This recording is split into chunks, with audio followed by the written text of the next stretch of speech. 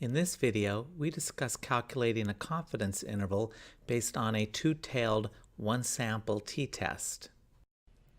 We previously discussed confidence intervals for our estimated mean based on a one-sample z-test, but the exact same principle can apply to a one-sample t-test.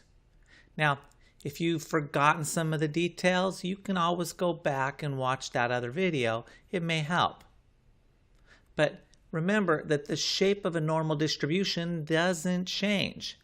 If something follows the normal curve, we know that 90% of the scores are going to fall between a z-score of plus and minus 1.64, and 95% will fall between a z-score of plus and minus 1.96, and 99% fall between a z-score of plus and minus 2.58.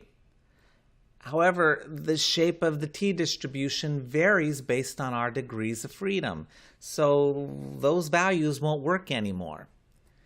Instead, we need to look up which specific t-scores to use for our confidence intervals based on the specific degrees of freedom for our data. Going back to our example, we see that once we look it up, we find that for a t-distribution with 24 degrees of freedom, 90% of the scores fall between a t of negative 1.71 and a t of positive 1.71. And we see that 95% of the scores fall between t equals negative 2.06 and t equals positive 2.06. And 99% of the scores fall between a z of negative 2.80 and a t of positive 2.80. Again, notice that these thresholds are a little further out than the z-scores we referenced at the start of this video due to the thicker tails in the t-distribution. Those extra scores in the tails mean that we have to get more extreme t's in order to cover the same range of scores in the distribution. Okay? Let's put all of this together into our confidence interval formula. For this example, let's calculate the 95% confidence interval. The formula is basically the same as for the one-sample z-test. It's equal to the sample mean plus and minus the two-tailed t-score that bounds 95% of the distribution times the standard error. So let's plug in values. Our 95% confidence interval is equal to x bar, or 3200, plus and minus the two-tailed 95% t-score. We just saw this was plus and minus 2.06, times the standard error, which we previously calculated as 120.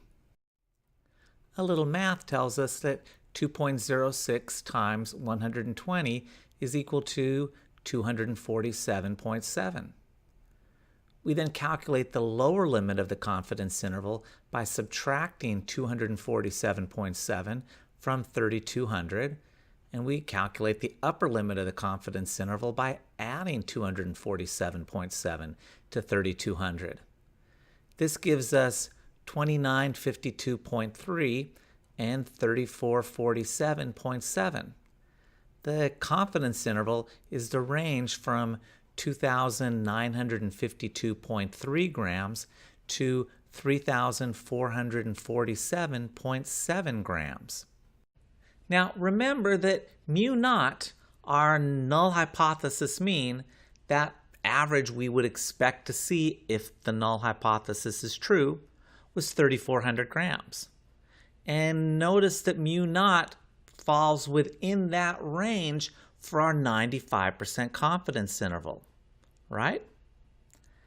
That's another way that we can see that we would fail to reject the null hypothesis if alpha is 0.05. Remember, the 95% confidence interval gives us a range in which we would expect to find the true average for our population, all the babies born whose mothers did not have insurance. If we know that this range also contains the value we would expect to see if the null hypothesis is true, then we really can't reject the null hypothesis, can we? I mean, after all, if we expect to see the mean for our population somewhere in a range of scores, and the null hypothesis mean is in that range of scores, how can we say that the mean for our population isn't the null hypothesis mean?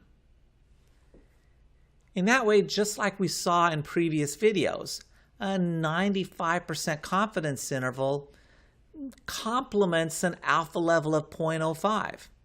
You'll come to the same conclusions whether you calculate a p-value and compare it to your alpha level of 0.05, or calculate 95% confidence intervals and see if mu naught falls within that range. Similarly, a 90% confidence interval complements an alpha level of 0.10, and a 99% confidence interval complements an alpha level of 0.01. Both the p-values and confidence intervals give you valuable information that look at effects and differences in complementary but informative ways. Okay, so let's summarize our results.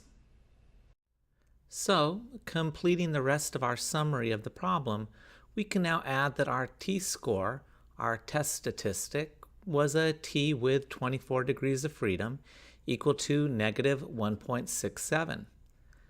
This corresponded to a p-value of 0.108, which was greater than our alpha level, and so we failed to reject the null hypothesis. We conclude that the mean birth weight for babies whose mothers had no insurance is equal to 3,400 grams. The confidence interval for our estimate of the mean birth weight of babies whose mothers have no insurance is 2,952.3 grams to 3,447.7 grams. This gives us the range in which we feel the true population average for these babies falls. Now, this wraps up our discussion of the one-sample t-test. In upcoming videos, we'll discuss additional statistical tests for other types of data and situations. Great. Bye for now.